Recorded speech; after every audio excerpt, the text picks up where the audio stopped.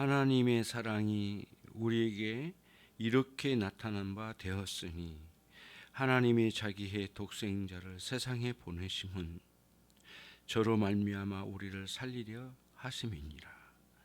사랑은 여기 있으니 우리가 하나님을 사랑한 것이 아니요 오직 하나님이 우리를 사랑하사 우리 죄를 위하여 화목제로 그 아들을 보내셨음이니라.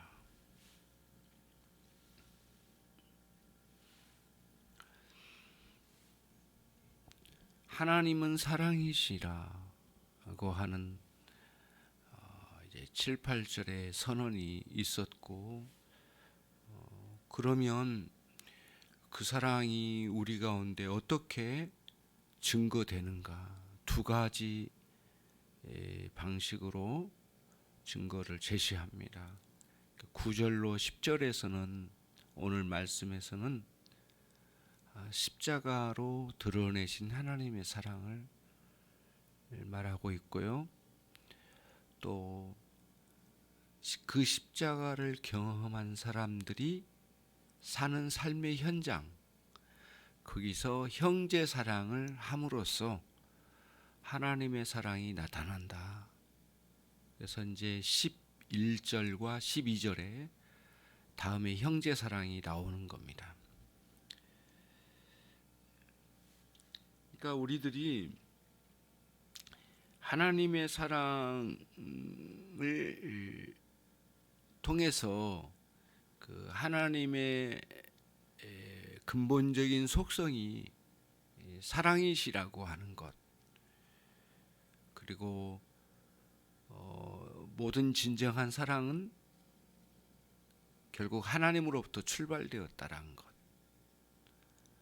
그것을 가르쳐 주었는데 이제는 그 사랑이 우리에게 어떻게 확실하게 드러났는가, 그거를 이제 사도가 말을 하려고 하는 거죠. 그래서 사실 누구나 사랑에 대해서 의문을 갖지 않은 사람은 없을 거라고 생각이 돼요. 사랑은 무엇일까? 사랑은 어떻게 작용되는가? 이런 의문이 드는 거죠. 그래서 이런 의문들이 풀리려면 반드시 하나님으로부터 시작돼야 된다. 왜냐하면 하나님은 사랑이시고 우리에게 나타난 사랑도 하나님으로부터 왔기 때문이다. 그거를 말해 주려고 하는 거죠. 그래서 사랑이 도대체 뭔지를 아는 사람들은, 그 사랑의 진정한 본질을 아는 사람들은 모두 하나님으로부터 이해된 사람들이에요. 그런 원리를 우리들이 놓치지 말아야 되겠어요. 그래서 이제 뒤집어 보면 이런 겁니다. 만약에 누가 하나님과의 올바른 관계를 가지고 있다고 한다면 그는 반드시 사랑으로 증명이 돼야 된다는 거예요. 이 사랑의 방식으로 증명해야 하는 것은 피할 수가 없다는 거예요. 그래서 누가 신앙이 좋은 신앙을 가졌다고 누가 말한다면, 자기는 신앙이 있다고 말한다면, 자부한다면 그것은 사랑으로 증명돼야 된다는 거예요. 그 사랑을 알고 그 사랑을 통해서 또한 하나님을 사랑할 줄 알고, 그리고 그 하나님의 사랑에 의해서 형제 사랑까지 나가는, 그렇게 되지 않고서는 결코 그는 하나님과의 올바른 관계뿐만 아니라 하나님을 안다고 하는 것도 부정되어 버린 거죠. 만약에 그 사랑이 없다면. 그런 사랑을 철저히 하나님과 올바른 관계 속에서 이해되어졌는가라고 하는 것을 요한 사도가 지금 여기서 이야기하고 있는 겁니다. 당시의 사람들이 하나님을 제대로 알고 있다고 자부하면서 끝없이 우리 가운데 나타내 주신 하나님의 사랑의 명백한 증거인 십자가를 부정해 버렸기 때문에 그 사랑, 하나님을 안다고 하고 하나님을 믿는다고 하는 사람들에 대해서 십자가 사랑의 증거를 가지고 들이댄 거예요. 너희에게 있느냐? 하나님께서 우리에게 나타내 주신 그 사랑이 있느냐? 이거를 들이댄 거예요. 없지 않느냐? 그래서 영지주의자들이 마구 날뛰고 온갖 방식으로 사람들을 혼돈케 하고 교회를 흔들어 놨지만은 요한 사도는 십자가 사랑의 아주 확증적인 이 십자가 사랑을 들이대면서 그들에게 없음을 보여준 겁니다. 요한 1서는 하나님의 사랑을 가지고 그들에게 하나님의 사랑 없음을 보여준 거예요. 그러면서 교회에 있는 성도들에게 하나님과의 올바른 관계가 그리고 하나님을 아는 참된 지식이 이 사랑으로 증거되고 있는지를 이야기하고 있고 충고하고 있고 또 강력하게 권고하고 있는 거죠. 오늘 또 우리들에게 같은 원리로 주시는 말씀이라고 생각되어져요. 많은 사람들이 자기의 믿음을 자랑하고 자기의 종교성의 열심에 대해서 떠버리지만은 십자가의 희생적 그 사랑을 아는 데 있어서는 너무 무지하고 그리고 자기가 한 행동에 대해서 많이 자랑스러워하지만은 하나님께서 우리에게 나타내 주신 그 희생적 사랑에 대해서는 조금도 알지 못하고 관심이 없는 것을 통해서 자신들이 거짓된 신앙에 있음을 자기 스스로가 보여줘 버린 거죠. 그래서 우리는 골고아다 언덕의 그 십자가 사랑으로 돌아가지 않고는 도대체 참된 사랑이라고 말할 수 없는 거죠. 예.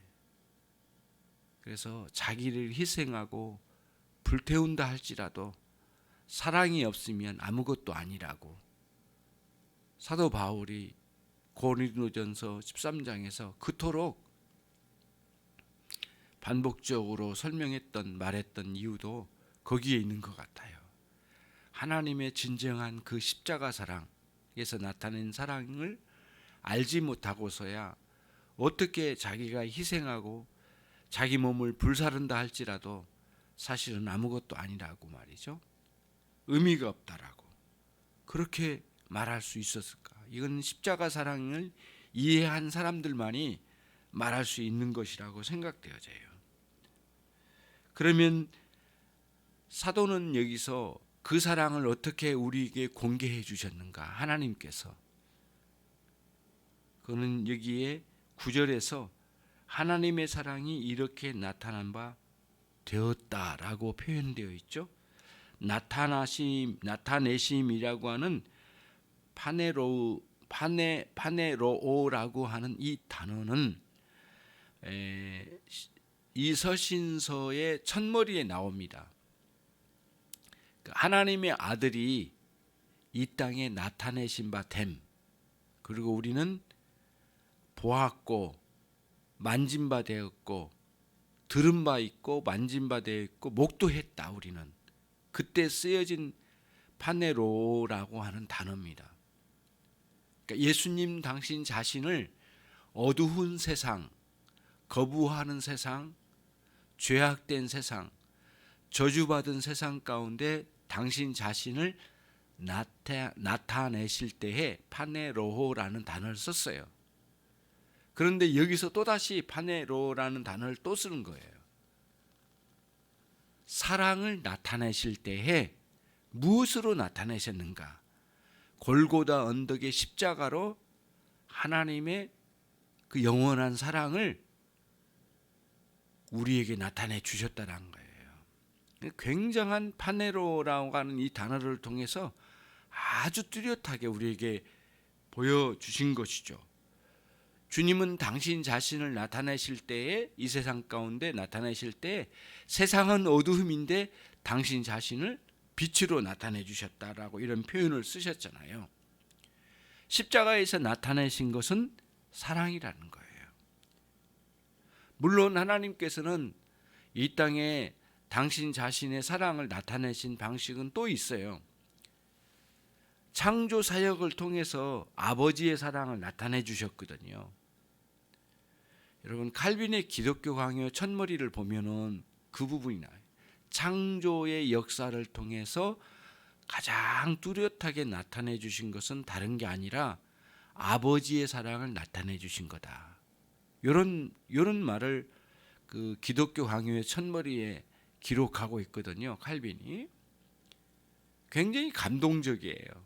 왜 그런가 했더니 아버지의 사랑을 나타내실 때에 마치 부모가 우리를 낳을 때 모든 것을 다 살아갈 수 있도록 준비해 놓고 먹고 살 수 있도록 다 준비해 놓고 우리를 낳아준 것처럼 하나님 무한 광대하신 그 하나님이 이 세상에 인간이 살아갈 수 있도록 모든 조건을 갖춰놓고 가장 마지막에 인간을 창조하셨다는 거예요. 그건 뭐냐면은 왜 마지막에 창조하셨을까? 제일 먼저 창조하실 수 있는 건데 아버지의 사랑을 거기에 나타내셨대요. 너희들이 살아갈 수 있는 모든 조건을 내가 다 이렇게 갖춰놓고 너희를 이 세상 가운데 두었다라고 하는 것을 말했다는 거예요. 굉장히 감동적이에요. 그래서 창세기 1장에서 창조 사역에서 아버지의 사랑을 발견하지 않고는 안 된다예요. 그러지 않고는 자꾸 지성적으로만, 지적으로만 하나님의 창조 사역을 보려고 한다는 거예요. 그래서 거기서도 하나님의 사랑을 보여주셨어요. 물론 또 섭리의 사역 속에서도 하나님의 사랑을 우리에게 보여주셨어요. 그렇죠? 예수님께서 직접적으로 말씀하셨잖아요. 하나님께서는 악인에게도 의인에게도 똑같이 빛을 내리시고 비를 내리셔서 농사지어 먹고 살도록 동일하게 은혜, 하나님의 사랑을 나타내 주셨대요. 섭리 사역으로도 하나님께서는 하나님의 사랑을 나타내 보여주셨어요. 하지만 십자가에서 나타내신 하나님의 사랑은 매우 독특해요. 그리고 이 사랑은 십자가에서 나타내신 사랑은 모두에게 알려주시지 않으셨어요. 섭리적 사랑에서는 모두에게 알려진 사랑이지만은 여기에서는 십자가에서 나타내신 하나님의 사랑은 특히 하나님께서 구원하실 사람들, 하나님께서 택하신 사람들, 하나님께서 예비하신 사람들에게만 알려주신 사랑이라는 거예요. 독특하죠.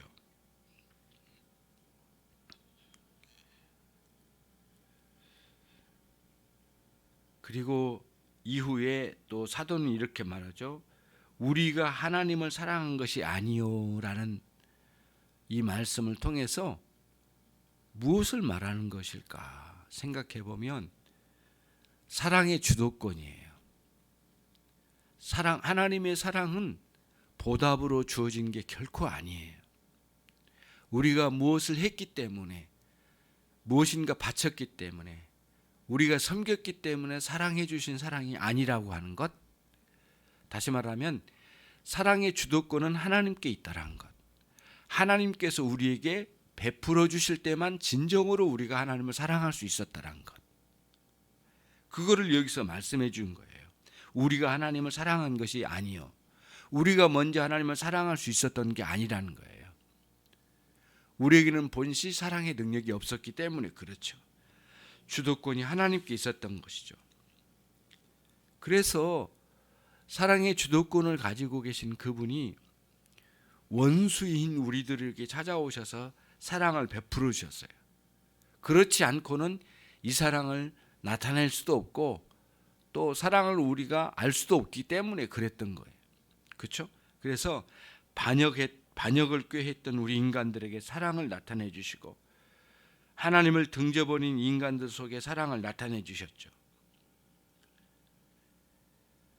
만약에 그래서 만약에 저와 여러분에게 이 하나님의 사랑이 부정돼 버리면, 그 하나님의 사랑을 인정해 버리지 않는다면 하나님께서 우리에게 베풀어 주신 긍휼과 자비와 용서의 은혜 같은 것은 전혀 있을 수가 없어요. 하나님으로부터 흘러나오는 이런 사랑에 의해서 흘러나오는 용서와 긍휼과 이런 그 용납의 은혜의 역사가 있기 때문에 그런 거예요. 하나님이 사랑이 아니시라면 정말 우리는 기대할 수 없어요. 그 어떤 것도 우리에게는 전혀 소망이 없는 것이죠. 우리의 구원의 출발도 하나님의 사랑으로부터 오는 거거든요.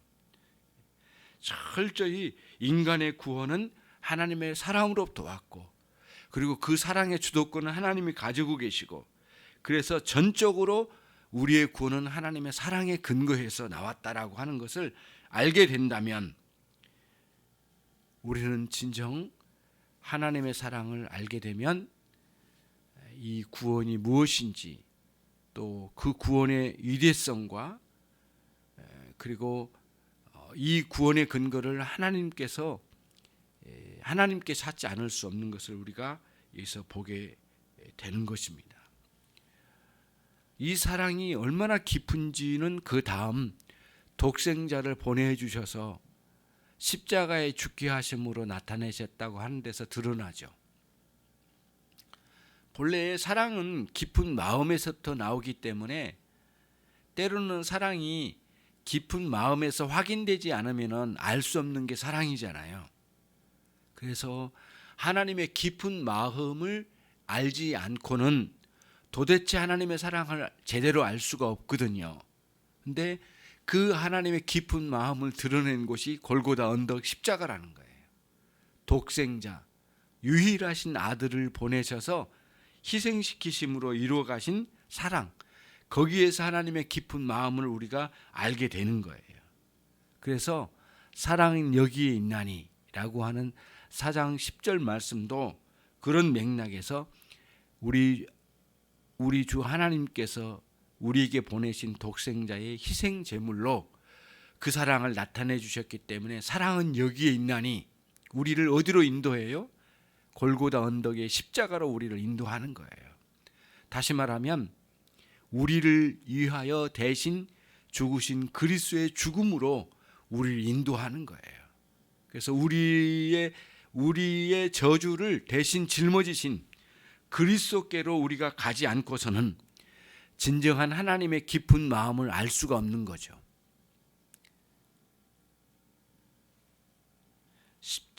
사랑의 깊이를 이 십자가에서 보여주셨다는 것, 희생과 참아내심으로 보여주신 엄청난 대속의 은총으로 우리에게 나타내신 대속의 대가를 치르신 그리스도의 십자가 골고다 언덕에서 하나님의 그 깊은 사랑, 그리고 그 놀라운 희생의 사랑, 그것을 우리에게 보여주셨으니 십자가야말로 하나님의 사랑을 무한 광대하게 증폭시키신 위대한 사건이 아닐 수가 없는 것입니다.